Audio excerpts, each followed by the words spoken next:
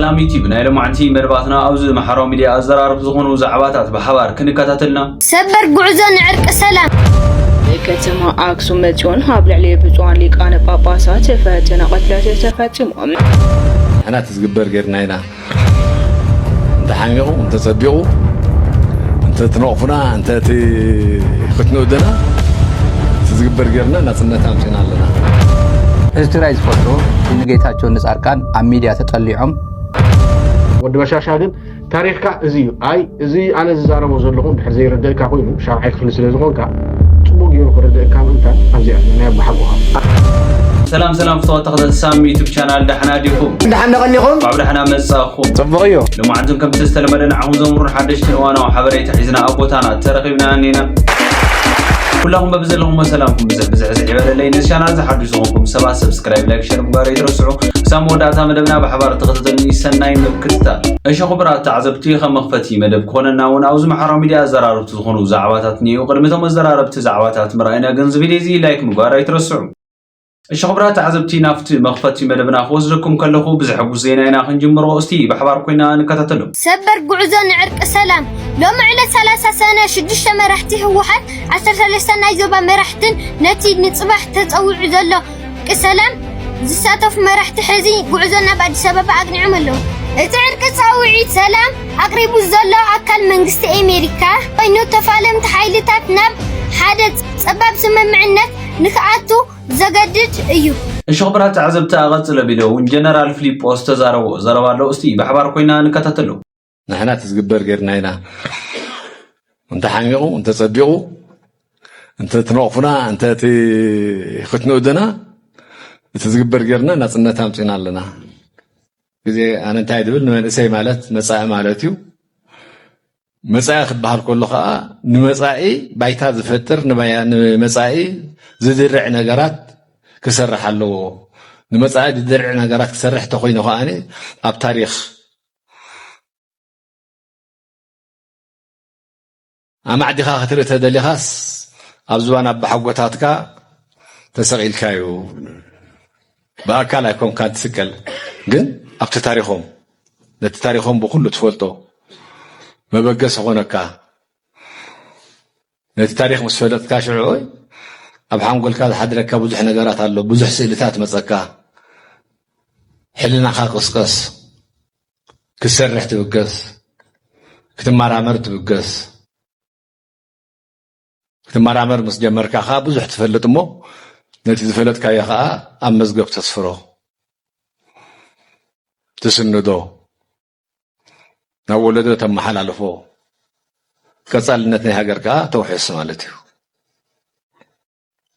نسيتي حلافنتكم حتى حج زلهم منسينا هنا تزغبر غيرنا انت حاميقو انت تصدقو انت تنوقفنا انت ختنودنا تزقبر غيرنا نصنا تامصينا لنا نصنت ناي نعقاب هاجرنا ينهناص تاريخ نابزومناش زلو حصاونتي حج زلو اموال حصانات زلو اب جينير زلو اب سكندري سكول زلو ناي ممحلاف كان تكون حلافنتي مالتي نحو طرحنا نحنا نلابوكم نخدل حكيو ابزو زحت عبيت اللو يوم ما بزلو عبيتي زي ما بزلنا عبيتي معرفهم كونغويا ينقلنا جن موكس ديكشنرينا تاريخ سبلوسنا الله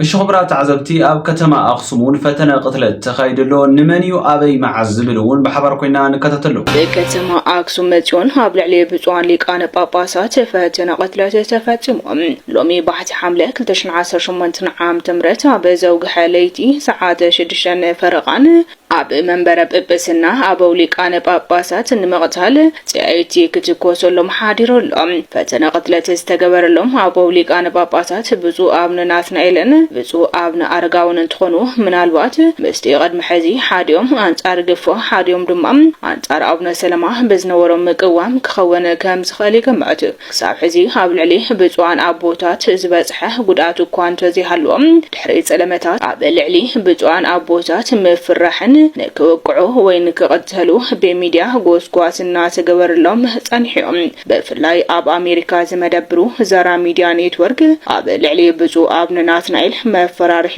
ዘርጊሑ ነይሩ። ኣሰናዳይ እታ ሚዲያ ዝኾነ ጋዜጠኛ ስታሊን ገብረስላሴ አቡነ ናትናኤል ኣብ ቀረባ እዋን ኣብ ትግራይ ኣብያተ ክርስቲያናት ከይተረፈ ዘካየድ ዘሎ ጉዱድ ወታደራዊ ግፋ መናሰይ ደው ክብል ምጽውዖም ከሲስዎም ነይሮም። ስታሊን ብጽዕነቶም ጉዱድ ግፋ መናሰይ ደው ንኽብል ኣብ ልዕሊታ ቅድስት ቤተ ክርስቲያን ዝግበር ምትእትታዊ ፖለቲካ ከበቅዕን ኢዶም ዘእትዉ ኣካላት ክስሕቡ ምዝራቦም ንሃይማኖታዊ ኣቦነቶምን ብጽዕነቶምን ዘትንክፍ ናይ መፍራሕ መልእኽቲ ኣሕሊፉ ነይሩ። በዚ ድማ ብጽዕነቶም አቡነ ናትናኤል ኣብ ውሽጢ 2 መዓልታት ይቅርታ እንተዘይሎም ኣብ ልዕሊኦም ሓደጋ ከስዕብ ከም ዝኽእል እዩ ጋዜጠኛ ስታሊን ገብረስላሴ ገሊጹ ነይሩ። ናይ አቡነ ናትናኤል ዘረባ ኣነ መጽኦም ይቕሬታት ኩል ኮኑ ብዙዲም ክጽሉ ቅዋመ ኢሎም ጠሪቆም ለም ጸንሑ ክርዮም 2 መዓልት 3 መዓልት ስሞም እሺ ኹብራት ተዓዘብቲ ከምቲ ልሙድ ሕጂ ድማ ናፍቶም ሓደሽቲ ሓበሬታትና ክወስደኩም ናይ ወዲ በሻሻ ታሪኽ እውን ዘርኢ ሓድሽ ሓበሬታ ተለቂቁኒ እስቲ ብሓባር ኮይና ተኸታተልና እንመለስ። ግን ተበጽሒ ዘሎ ወዲ በሻሻ ግን ታሪኽካ እዚ አይ እዚ ኣነ ዝዛረቦ ዘለኹ ድሕር ዘይርድእካ ኮይኑ ሻብዓይ ክፍሊ ስለ ዝኾንካ ጽቡቅ ጌሩ ክርድእካ ምንታን ኣብዚ አለ ናይ ባሓጉኻ አንዳንዴ ሰዎች አሁን የደረሱበትንና ያሉበትን መልክና አቋም ኑሮና ደረጃ የስልጣንም ቦታም በመመልከት ብቻ የመጡበት መንገድ ሁሉ አልጋ ባልጋ የሚመስለን ጥቂቶች አይደለንም። የእርሶ የህይወት ጉዞ አንዱ ማሳያ ነው። ገራሚ ነው። አንዳንዱም በመከራና ሰቆቃ የታጀበ ነው። አፍላ የወጣትነት ዕድሜው በፈተና የተሞላ ነበር ማለት ይቻላል። በዘመነ ደርግ የነበልባል ጦር አባል ሆነው ወደ ኤርትራ ዘምተዋል። በሳህል በረሃም ተንከራተዋል። በመጨረሻም በሻዕቢያ ወታደሮች ተማርከው ከባድ የሚባሉ 5 ዓመታትን ምርኮኛና እስረኛ ሆነው አሳልፈዋል። እነዚያን ዓመታት እነዚያን ዘመናት እንዴት ተሻገሯቸው? በምን አቅም አለፏቸው? አላቅም ማለት ህይወትን አልመና ፈቅደ ብቻ አይደለም የምትሄድባት። አልመና ፈቅደ የማትሄድባቸው በጣም ብዙ ገጠመኞች አሉ። በጣም ብዙ እነዛ ገጠመኞች ለምሳሌ እኛ 20 ምናምን ሆነን ከገደብ አሳሳ ስንወጣ ገደብ አሳሳ ነበርኩ በዛን ጊዜ። አላማችን የደርግ ሰራዊት አባል ሆኖ መቆየት አይደለም። መውጫ ሲጠፋ ሽግግር ነው የነበረው። ግን በጣም ከሚገርመው ነገር ከሀያችን ትንሽ እድሜ ያገኘነው 2 ወይም 3 ነን። የመጀመሪያዎቹ ላይ ነው ያለቁት እንዳል እሳት ውስጥ ነው። እና ከዛ ፊት በጣም ፈታኝ የሆኑ ጦርነቶች ስለነበሩ በነዛ ፈታኝ የሆኑ ጦርነቶች ውስጥ ነው ያለቁት። የኤርትራ ጦርነት በባህሪው በጣም ከባድ ነው የነበረው። የምጽዋ 2 ዓመት የቆየንባቸው በራሱ አንድ መጽሐፍ ይወጣል። ብዙዎችን አተናቸዋል። እዛ ጫማችን ቀምሏል። አስቀያሚ ሊባል የሚችለውን ህይወት አልፈናል።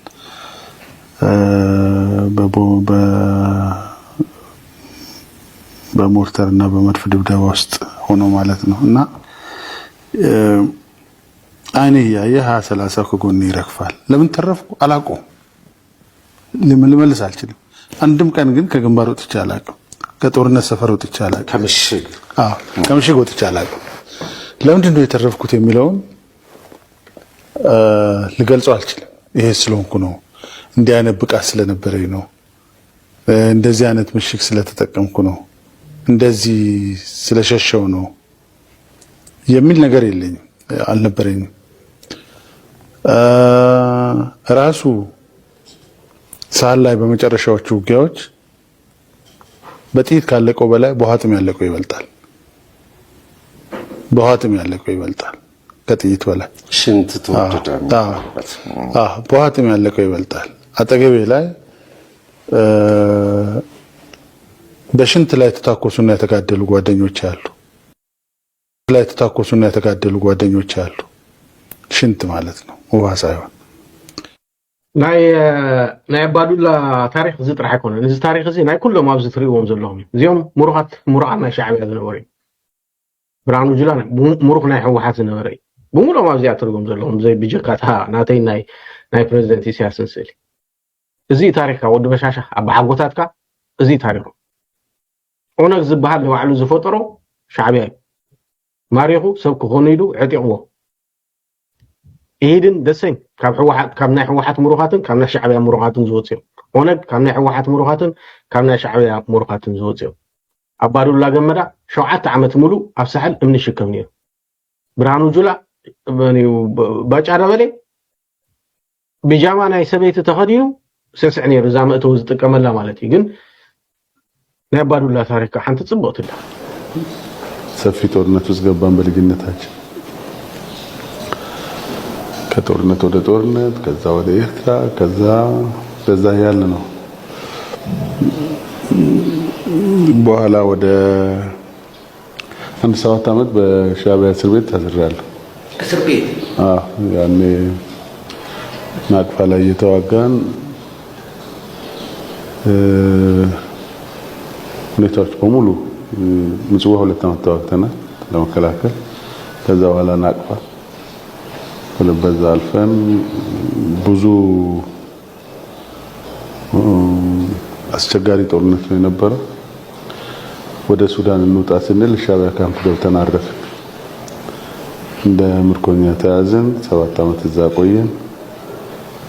ከዛ ሌላ ወደ አገር ቤት ወደ ሱዳን ሲሄድ ከሞት የተረፈው ማለት ነው። ኮሌራ የገደለው መዓት ነው። ወባ የገደለው መዓት ነው። እኔ እኮ ሙክኩት የምትባል ለከረን 80 ኪሎ ሜትር ላይ ነው እግሬ ላይ ቆስዬ የተማረኩት። ተማርካል እንዴ? ታዲያ 1 ዓመት የኤርትራ መሬት መንገድ ተራራለ ነው። መማረክ ነውር ይመስላችኋል አይደል ጅቦዬ? እሱማ ባጫም ተማርኩ ይልን ዲጄ ጁላን ተማርኩ አዳም እኔ እኮ ሙክኩት የምትባል ለከረን 80 ኪሎ ሜትር ላይ ነው እግሬ ላይ ቆስ እና ወድ በሻሻ ዓርከይ ታሪክ ካዚ ኣብ ሓጎታትካ ገሊኦም ኣብ ሳሕል ተማሪኹም ገሊኦም ኣብ ናቅፋ ተማሪኹም ገሊኦም ኣብ ደደቢት ተማሪኹም ገሊኦም ኣብ ሽረ ተማሪኹም እዚ ታሪክኩም ፈተኻ ጸላኻ ከም ትሕሉፍ ስርዓትና ኢትዮጵያ ካብ ስልጣንካ ምውራድካ ይተርፍን ድሕሪ ሕጂ ሓሻ ትግራዋይ ሓሻ ኤርትራዊ የለን ኢትዮጵያ ንትበሃል ዓዲ ኢሉ ብባድመ ዝዋጋ የለን። ብፍላይ እዚ ሓድሽ ወለዶ እዚ ከምኡ ይመስለካ እንዲ ነው ጽምዶ እንታይ ዓይነት ፖለቲካዊ ለውጥ ከም ዘምጽእ ኣብ ኢትዮጵያ ኣብ ኢስት ኣፍሪካ ኣብ ኩሉ ርኢኻ ያለኻ ሕጂ ጽምዶ እንዳበልኩም ሻዕብያ ተኸስዎ ደብዳቤ ትጽሕፉ በብመዓልቲ ናይ ኣሜሪካን ናይ ሕብረት ኣውሮፓን ዓድታት ጨኒቕዎም ብርሃኑ ጁላ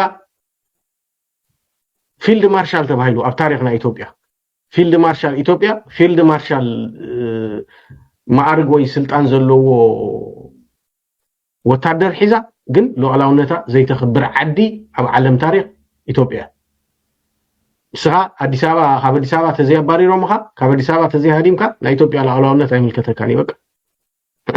ዝገርመኒ ግን ጌታቸው ረዳ ከመይሉ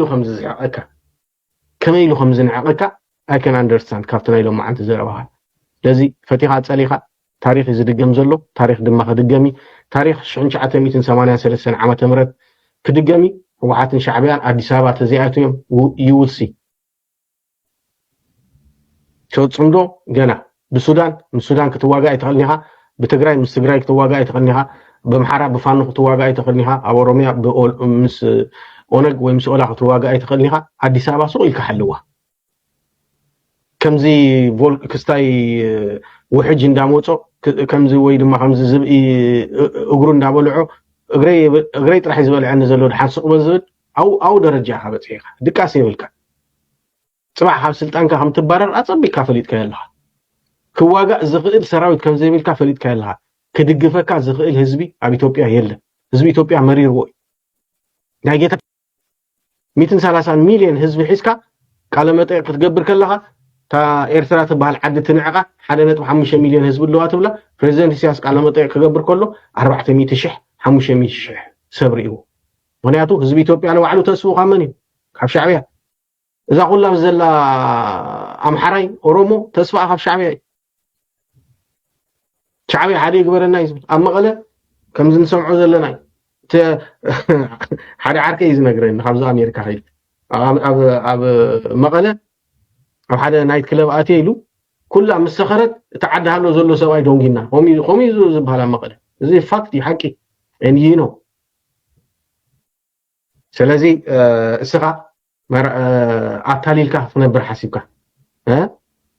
ነዳይ ስለ ዝኾንካ ሓሳዊ ለማዓንቲ መን እዩ ኣቶ የማነ ገብረ መስቀል ሚኒስትሪ ኦፍ ኢንፎርሜሽን ከምኡ ፅሒፍልካ ኣሎ ብምትላል ብምሕሳብ ኢኻ ዓዲ ትመርሕ እምበር ወላ ሓንቲ ነገር የብልካ ጌታቸው ረዳ በረኻ ኩሉ ነጊርና ኮይ ለባምላ ኣሎ ከምዚ ሎሚ ብኸብዱን ብቮድካን ከይተዓሰበ ከሎ ጌታቸው ረዳ ነጊርና ነይሩ ሕጂ ስኻ መፂኻ ብዛዕባ ናይ ኤርትራ ትዛረብ ሓላይ ናይ ትግራይ እሺ خبرات تعذبتنا ናይ መጨረሻ መደብና በፂሕና ኣለና እቲ ናይ መጨረሻ መደብና ፍሊ ዘብለውን ኣብዚ ሕዚ ሰዓት ብዛዕባ ብልጽግና ብዙሕ ነገር እናተዘረበ ይዝርከብ ብስታሊንና ብተንታኒ ፖለቲካ ሕወሓት ዝኾነ ጎደፋይውን ሓድሽ ብዛዕባ ብልጽግና ዝተዛረበ ዘረባውን ብልጽግና ኣብ መንገዲ ዝወግሖ ዝቢ እናወልና እዮም ዝርከቡ እስቲ እንታይ ዝመስል ዝርዝር ሓሳባቱ ብሓባር ኮይና ንከታተሉ እዚ ትግራይ ዝፈልጦ ንጌታቸው ንጻርቃን ኣብ ሚድያ ተጠሊዖም 76% ሴት የተደፈረው ምናምን ደቂ ኣንስትዮ 300,000 ተደፊረን የን ኢሎምዎም ጻድቃን ኢሉ ጌታቸው ኢሉ ዝኾነ ጽኒዕና ኢሎም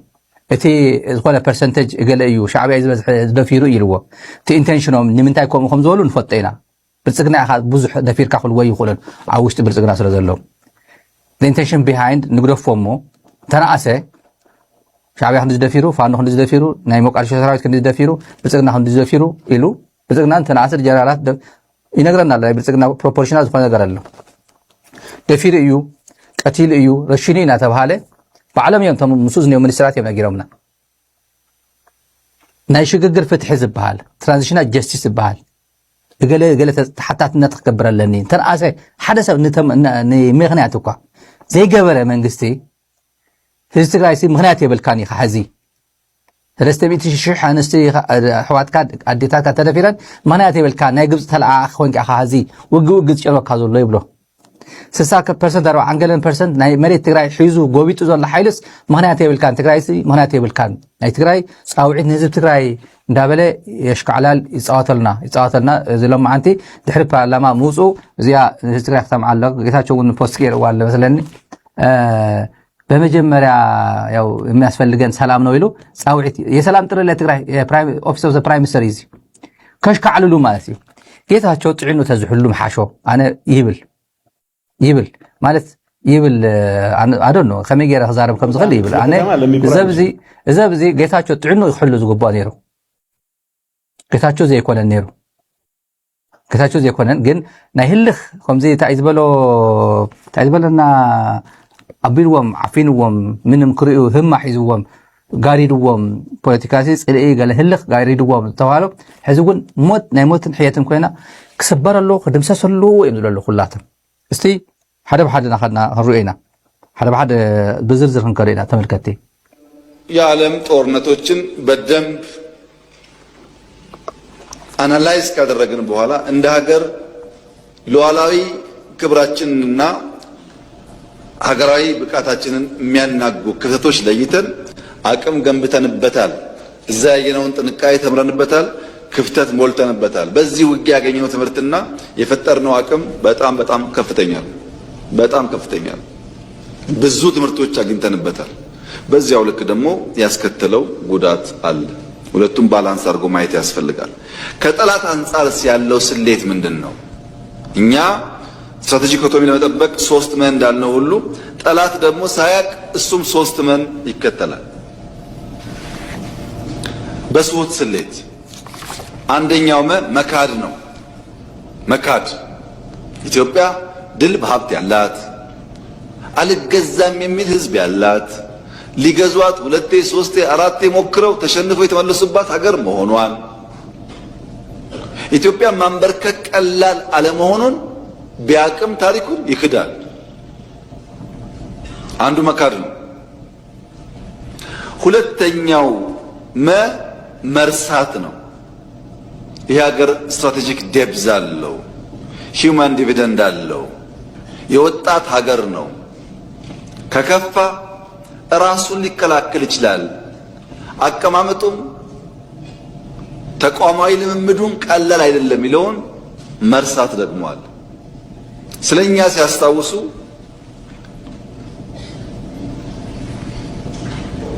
ደህንነታችንን እንጂ ስለኛ ሲያስታውሱ እምቢ ባይነታችንን ማስታወስ አይፈልጉም። አንዳንዴ ማራከስ ይፈልጋል። ሶስተኛው ምኞት ነው። ምኞት ያለፈ ስልት እስረኛ የመሆን ምኞት።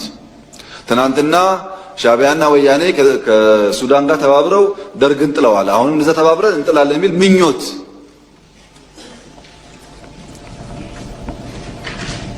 እንኳን ሻዕቢያና ወያኔና ሱዳን ሌላም ቢጨመር በኢትዮጵያ ሉዓላዊነት ቅንጣት ታክል ስጋት የለም። ቅንጣት ታክል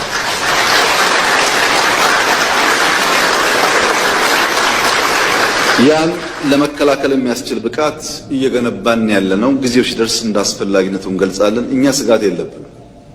ሰዎች ባረጀ ባፈጀ ስልት ድሮ በሰራ ስልት አሁን ለመጠቀም መሞከር ጠቃሚ አይደለም።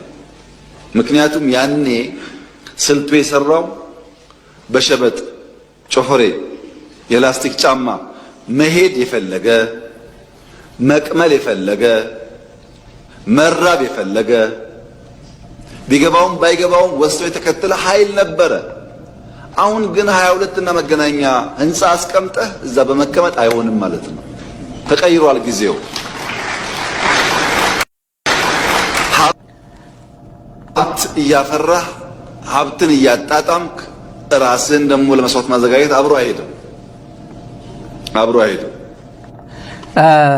እዚ ኣብዚ ኣና ኣኽለና ጠጠው ነብላይና እዚኣ ሕጂ ብምንታይ ዝነግሮም ዘሎ ያው ብሓፂር ተመልከት ኣምሓርኛ እውን እስቲ ሓሰስ ኢልና ነርና እንዲና ሓደ ተቐደም ቆሚሎም እዮም ሰኣነ ገይሮም ሽራኽ ገይሮም ናቆም መልመል እናበሉ ኣሚኖም ለኣመኑ ዘተረዶም ኣይተረድኦም እዮም ዝጋደሉ ነይሮም። ተቐደም ብናይ ቀደም እዩ ረሲዖም ወይ እዮም ኢሎ ናይ ቀደም ምክያድ ማለት እዩ።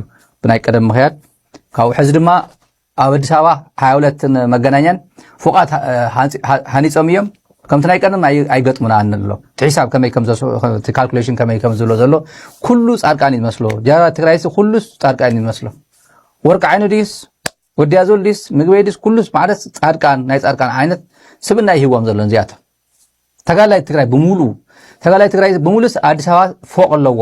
ኣዶ ትግራይ ብሙሉስ ህዝቢ ትግራይ ብሙሉስ ኣዲስ ኣበባ ፎቅ ኣለዎ። መንጀርኖ ፎቅ ኣለዋ ማለት እዩ። ደብረጽዮን ፎቅ ኣለዎ ማለት ኣዲስ ኣበባ ሕዚ ብኡ ሰይኾዱን ሃብቲ ሒዝካ ተቃላሳይ ክትኸውን ኣይትኽእልን ኢኻ ካብኡ ዝቁፅር ክንከደ እንዲና ብስድራ እውን ኣለዎም ኣዲስ ኣበባ ኣንስቶም ደቆም ኣዲስ ኣበባ ኣለዎ ንኣቶም ሒዝና ሆስተይ ክንሕዞም ኢና እውን ዝበሎ መንገዲ ፅንሕና ንመፀ ኢና ሶፋር ኣብዚ ዘሎ ኢትዮጵያ ይትግዛእን እያ ዝበላ ኢትዮጵያ ዘይተገዘት ዓዲ እያ ህዝቢ ኢትዮጵያ ይግዛእን ዝብሎ ዘሎ ትግራይ እያ ኢትዮጵያ ማለት ኣምሓራ ኢትዮጵያ ማለት ኦሮሞ እዩ ማለት ጃልማሮ እውን ኢትዮጵያዊ እዩ ደብረጽዮን ኢትዮጵያዊ እዩ ዘመነ ካሴ ኢትዮጵያውያን እዮም ንዚኣቶም ኢትዮጵያ ዝብሎም ዘሎ ንዚኣቶም ሒዛ ኢትዮጵያ ይተገዛእኹም ትብል ነይራ ሕዚ ዝብሎ ዘሎ እንታይ ዓይነት ናሬቲቭ ከም ጥቀም ዘሎ እዩ። ብሓፂሩ ኣብዚ ሻዕብያ ኩላኹም ተደሪብኩም ምፁ ዝብሎ ነገርስ ነገር ይርስዐሎ ይመስለኒ። ንሽተይ በሎ እስቲ ንሽተይ ሪታሃበሉ ሓደ መቃለሲ ምክንያት የለን ንምባል ይመስለኒ ማለት ቀዳማይ ሚኒስተር ናይ ኢትዮጵያ እዩ መቸም ታብ ብዙሕ ዝደኸምናላ ዓዲ እዩ ናይ ሓደ ቤተሰብ መሓዳር እውን ይመስልን ብጣዕሚ ኢኻ ትሓዝን በቲ ሰዓት ንስኮ ከይቆመልካ ምስ እዚ ከም ምዃኑ እኮ ይከኣል ነይሩ እኮ እዩ በቲ ደረጅኡ እኮ ኑሮ ነይሩ እኮ እዩ ስዩም መስፍን ወዲ መሳፍንቲ እዩ ነይሩ ኣባይ ፀሃየ ሪሌቲቭ ወዲ መሳፍንቲ እዩ ነይሩ መለስ ሪሌቲቭ ዝሕሸ ሃፍቲ ካብ ዘሎም እዩ በቲ ሽዑ ግዜ ኢኻ ትዕቁሮ መቸም ወይ መሬት ወይ እንስሳ ወይ ሪሌቲቭ ዝሕሸ ስልጣን ተም ጀመርትስ ኩሎም ደቂ መሳፍንቲ እዮም ተም መጀመርያ ኩሎም ደቂ መሳፍንቲ እዮም ኣቦይ ስብሓት ኣብ ብዙሕ ቦታ መምህር ርእሰ መምህር እስካዕ ደብረ ብርሃን ናይ ቁጠባ ኣማኻሪ እውን ኮይኖም ነይሮም ስለዚ ዝሕሸ ትምህርቲ ብናልባሽውን በቲ ዘመን ንሱ ላዕለዎት ኢሊት ዝበሃል እዮም ነይሮም ማለት እዩ ከምቲ ካልኦት ኢትዮጵያውያን ኣብ ንሮኦም ዝነበሮ ንርኡ ክነብር ይኽእል ነይሩ እዩ ስለዚ ህዝባዊ ዕላማ ሒዙ ተላዒሉ ንመስዋዕቲ ተዳልዩ መስዋዕቲ ተቐቢሉ ወያነ ትግራይ ዝተኻየደ ወያነ ትግራይ ዓለማት ካብ ተኻየደ ወያነታት ብናልባሽ እውን ብዙሕ ዘይተዘረበሉ ግን ብብዙሕ መዐቀን ብውፅኢታውነቱ ብፅሬትን ብዕላምኡን እውን መድነቕ ዝነበረ እዩ ማለት እዩ ናብ ሕዚ ነነፃፅሮ እንተኢልና ልዕሊ 300,000 ተደፈራ ኣዴታት ትግራይ እንተገደደ 2-3 መንእሰይ ውላድ ኣለወን ወይ በዓል ሓዳር ኣለወን ወይ ሓው ኣለወን እዚ መንግስቲ ኢትዮጵያ ባዕሉ ፈፂሙ 60% ድዩ 70% ድዩ 40% ድዩ መን ፈፂሞ ብዘይግድስ ዝፈፀመ መን ፀዊዕዎ ይሕሲ ኣነ መከራኸሪየ 100% መንግስቲ ኢትዮጵያ ሕተተሉ እየ ዝብል ንምንታይ መንግስቲ ኢትዮጵያ ህዝቢ ኢትዮጵያ ፓርላማ ኢትዮጵያ ዘይፈልጦ ውልቀ ሰባት ጥራሕ ብምስጢር ዝገበርዎ ስዑድ ዓረብ ከይድካ ተስማዕሚዕኻ ዓረብ እምሬት ከይድካ ተስማዕሚዕኻ ናይ ኤርትራ ብግልፅን ብዘይግልፅን ተመላሊስካ ጀበናን ቡናን እናቐድሓ ቀቢልካ ቀለበት ናወፃዕተ እቲኻ ተንበርኪኽካ ረብሓ ኢትዮጵያ ሓሊፍካ ብምሃብ ናብ ባርነት ንባዕልካ ብምቕያር እዚ ኩሉ ልመናን ገለን እዚ ኩሉ ርእዩን ዘይርእዩን ተገበረ ኣዴታት ትግራይ ንምድፋር እዩ ትግራይ ንምውራር እዩ እዚ ኩሉ ዕንወት ንምፍፃም እዩ መናእሰይ ፅርግያ ንምሕራድ እዩ ሓድሽ ክላሽን መንገዲ ይህዎ መቕተሊ እምባርክስ ክቡራት ተዓዘብቲ ናይ ሎማዓንቲ መደባትና ነዚኦም መስሉ ነይሮም ከም ዝተማሃርኩም ከም ዝተዘናጋዕኩም ሓደሽትን እዋናዊ ሓበሬታ ከም ትረኸብኩም ተስፋ ይገብር ሓሳብ ኣስተያየትኩም እውን ኣብ ቦታ ኮሜንት ተቐምጡልይ ከምዚኦም ዓይነት መምህርትን ሓደሽትን እዋናዊ ሓበሬታ ንምርካብ እውን ቻናል እዚ ሰብስክራይብ ላይክ ሼር ምግባር ኣይትረስዑ ክሳብ መወዳእታ መደብና ብሓባር ስለ ዝተኸታተልኩምኒ ካብ ልቤ ዘመስግን ቀፃሊ ብከምዚኦም ዓይነት መደባት እስካብ ንራኸብ ኣነ ኣብዙ ክፍለየኩም ቻው